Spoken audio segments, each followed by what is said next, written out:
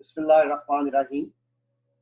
हमारा अगला जो आज का टॉपिक है that is role of gypsum in agriculture and industry. Agriculture और इंडस्ट्री में हम जिप्सम को किस तरह इस्तेमाल करें। तो सबसे पहले हम देखेंगे कि एग्रीकल्चर में जिप्सम का क्या रोल है। जिप्सम जो जमीन से मिनरल की फॉर्म में निकलता है दुनिया भर में, उसका फार्मूला है कैल्शियम सल्फेट डाइहाइड्रेट। अब ये जो कैल्शियम सल्फेट डाइहाइड्रेट है, कैल्शियम भी इसमें मौजूद है और सल्फर भी मौजूद है। हाइड्रोजन तो ऑक्सीजन जमीन में वाफर होती है। तो बेसिकली ये एग्रीकल्चर में कैल्शियम और सल्फर के सोर्स के तौर पर इस्तेमाल होता है। अब कैल्शियम क्या करता है? कैल्शियम जहां जमीन में एक्सटेंसिव लीचिंग हुई हो, जमीन पे कलर आया हुआ हो, ठीक है, तो वहां पे कैल्शियम अपना रोल प्ले करता है और वो कलर को खत्म कर देता है। हमारे यहाँ देहातों में दीवारों पे ये लिखा हुआ पाया जाता है जिप्सम पाओ कलर मुकाओ, ठीक है। तो बेसिकली जो जिप्सम के अंदर कैल्शियम है वो लीचिंग आउट ऑफ जो साल्ट्स होते हैं जमीन के अंदर से, उसको प्रिवेंट कर देता है, उसको रोक देता है। जो सल्फर है उसके दो पॉइंट हैं। ये शॉर्ट क्वेश्चन के तौर पर भी आ सकता है जी, what are the roles of sulphur and calcium in plants या एग्रीकल्चर। तो आपने तीसरा और चौथा पॉइंट दोनों लिखने हैं ये शॉर्ट क्वेश्चन के तौर पर। तो sulphur is an essential constituent of plant. क्या है? सल्फर कंपाउंड्स प्लांट की ग्रोथ में इंपॉर्टेंट रोल प्ले करते हैं। सल्फर प्रोटीन का इंपॉर्टेंट कॉन्स्टिट्यूएंट है और कुछ दूसरे कंपाउंड्स का भी। सल्फर आल्दो क्लोरोफिल का ये हिस्सा नहीं है, लेकिन क्लोरोफिल की प्रोडक्शन में ये वाइटल रोल प्ले करता है। अगर जमीन में सल्फर की कमी हो तो वहां उगने वाले जो पौधे होते हैं वो लश ग्रीन होने की बजाय पेल ग्रीन उनके पत्ते जो है वो, या पेल येलो कलर के उनके जो है वो पत्ते हो जाते हैं। जी बेटा, रूट सिस्टम भी एनलार्ज होता है सल्फर से या सल्फर कंटेनिंग कंपाउंड से। तो सल्फर एक यील्ड जो होती है प्लांट्स की या क्रॉप्स की, उसमें भी इजाफा करता है। यानी अगर आपको शॉर्ट क्वेश्चन आ जाए कि what is the role of calcium and sulphur in agriculture, तो आपने तीसरा, चौथा और पांचवा पॉइंट उस शॉर्ट क्वेश्चन में लिखना। जी बेटा, इंडस्ट्री में क्या रोल है?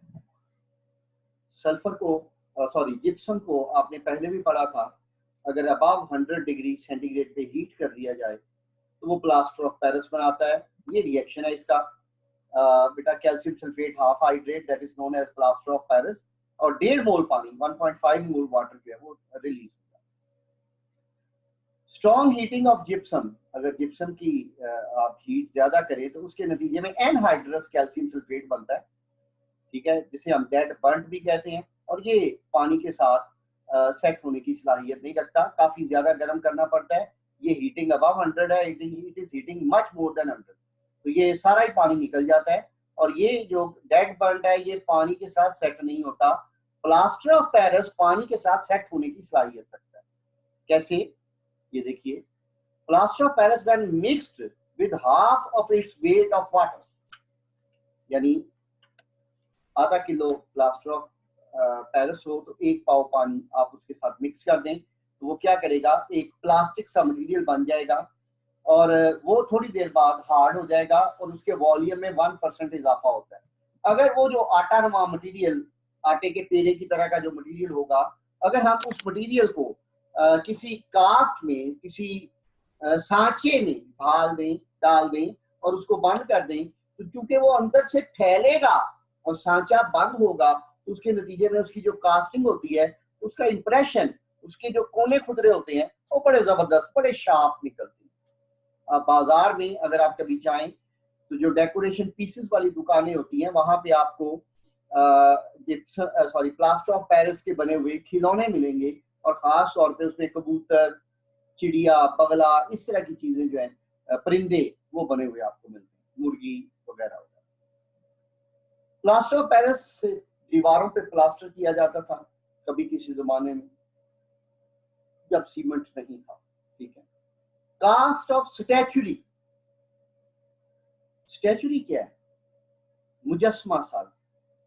जैसे अगर किसी ने मेरा मुजस्मा बनाना है, ठीक है, और मुझे खड़ा करें, मेरे ऊपर सारा प्लास्टर ऑफ पेरिस लेप कर दें गीला करके, क्या होता है, वो थोड़ा सा ड्राई जब होता है तो थोड़ा सा एक्सपेंड करता है, एक्सपेंड करेगा तो वो बंदे को अंदर से सांस भी आता रहता है, ठीक है। फिर उसको थोड़ा थोड़ा तोड़ के उसका पजल सॉल्व करें, जब वो टूट जाएगा सारा तो उसको दोबारा से तामीर करें, अंदर से अब वो हॉलो हो जाएगा। जब वो अंदर से हॉलो हो जाएगा तो उसके अंदर अगर आप चाहे तो पैराफिन भर लें, मोम भर लें, मोम का मुजस्मा बन जाएगा। जैसे आपने सुना होगा एक मैडम साउ म्यूजियम है लंदन में, जिसके अंदर मुख्तलिफ दुनिया के जो नामवर शख्सियात हैं उनके मोम के बने हुए मुजस्मे मौजूद हैं, वो सारे इसी तरह से बनाए जाते हैं। और कॉइन्स के किसी जमाने में जो कॉइन्स के थे, क्या कहना चाहिए, कास्ट या उनके जो कास्टिंग है या उनके मोल्ड्स हैं, वो भी प्लास्टर ऑफ पेरिस के बनाए जाते हैं। इसके अलावा हड्डी टूट जाए तो टूटी हुई हड्डी को, बोन्स को सेट करने के बाद उसके ऊपर वो पट्टियां लपेट देते हैं गीली करके प्लास्टर ऑफ पेरिस से, और वो भी हार्ड हो जाता है with the passage of time. और वो हार्ड जो पट्टी होती है वो बुनियादी तौर पे इसलिए होती है कि वो जो खुदा न खासा हड्डियों में फ्रैक्चर आ गया है, हड्डियां जोड़नी है सही सिमत में रख के, तो वो मूव ना करे, ठीक है जी। स्पेशल प्लास्टर्स भी होते हैं जिनमें प्लास्टर ऑफ पेरिस के अंदर कोई दूसरे इंग्रेडिएंट्स डाले जाते हैं। वो कौन से हैं? वो दो किस्म के। एक तो सीमेंट प्लास्टर, मैंने अभी आपसे कहा कि एक ज़माने में जब सीमेंट नहीं था तो दीवारों पे प्लास्टर करने के लिए हम इस्तेमाल करते थे प्लास्टर ऑफ पेरिस। कैसे? अब इसमें हम डालते थे ग्लू या कोई ऑयल वगैरह, मूवल ऑयल वगैरह, ठीक है, ताकि वो उसके सेटिंग टाइम को प्रलॉन्ग कर दे। वरना ये सिर्फ 15 मिनट लेता है हार्ड होने में, तो इससे वैसे आप पानी में डाल के प्लास्टरिंग वाल के लिए इस्तेमाल नहीं कर सकते। इसमें ग्लू या कैस्टर ऑयल्स वगैरह डाल के इसके सेटिंग टाइम को प्रलॉन्ग किया जाता है। दूसरा, एक हार्ड फिनिश प्लास्टर। अगर आपका कभी शाही किला लाहौर जाने का इत्तेफाक हुआ हो तो, या कामरान की बारादरी, या इस तरह के जो मुगलिया जो फने तामीर के आप कह दें बड़े बड़े मॉन्यूमेंट्स हैं, तो आप जरा देखिएगा उनके अंदर जो फ्लोर्स हैं, उस जमाने में तो सीमेंट नहीं होता था, तो वो बड़े रंगदार किस्म के बड़े जबरदस्त बने हुए हैं। वो सारे के सारे जो फ्लोर्स हैं वो प्लास्टर ऑफ पेरिस से बनाए जाते थे।